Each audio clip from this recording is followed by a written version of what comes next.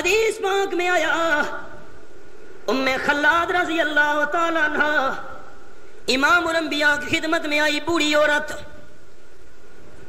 چہرے پہ پردہ ڈال رکھا ہے، وجود بھی پردے سے چھپا ہوا۔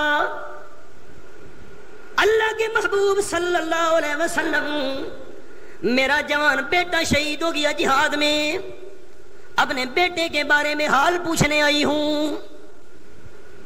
احباب کی توجہ چاہتا ہوں چند منٹ۔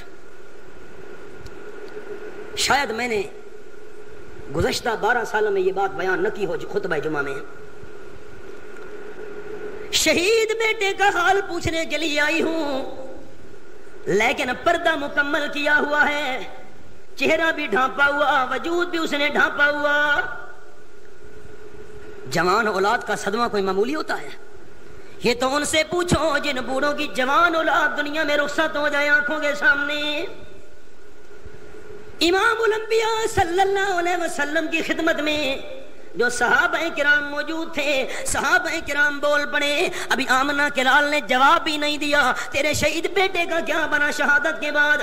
صحابہ بول پڑے، مائی ام خلاد کا حال دیکھو، اس کا جوان بیٹا دنیا سے رخصت ہو گیا، اس کو پردے کی فکر پڑی ہوئی ہے۔ کئی بار اسائیں ان اکھیاں نال یہ نظارہ ڈٹھا ہے، چھوٹی عمر بچپن کوئی فوتگی ہو گیا تو بندہ بچے جو ہاسے ون دیا سے، عورتوں کو فوتگی کے وقت پردے کا ہوش ہی نہیں رہتا۔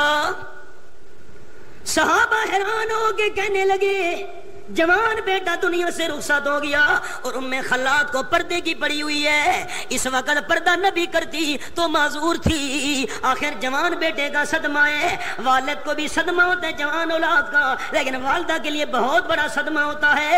ام خلاد نے تاریخی جواب دیا، آج تک حدیث کے صفحات پر ام خلاد کا جواب نقش ہے۔ اب آپ دل کی تختیوں پہ جملہ لکھنا ام خلاد کا۔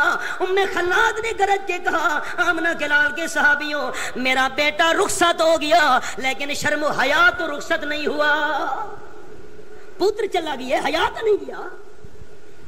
بیٹا دنیا سے جانے کا مطلب یہ نہیں ہے میں شرم و حیا کو بھی چھوڑ دوں، میں نے چہرہ ڈھانپا ہوا ہے، پردہ کیا ہوا ہے، یہ تو میرے اندر دل کے حیا کا تقاضا ہے، شرم کا تقاضا ہے۔ بیٹے کو قربان کرنا منظور ہے لیکن شرم و حیا چھوڑنا منظور نہیں۔ اور آج کل اکبر نے کہا، بے پردہ نظر آئی کل جو چند بیبیاں، بے پردہ نظر آئی کل جو چند بیبیاں، اکبر زمین میں غیرتیں قومی سے گڑ گیا۔ پوچھا وہ میں نے آپ کا پردہ تھا کیا ہوا؟ کہنے لگی کہ عقل پہ مردوں کی پڑ گیا۔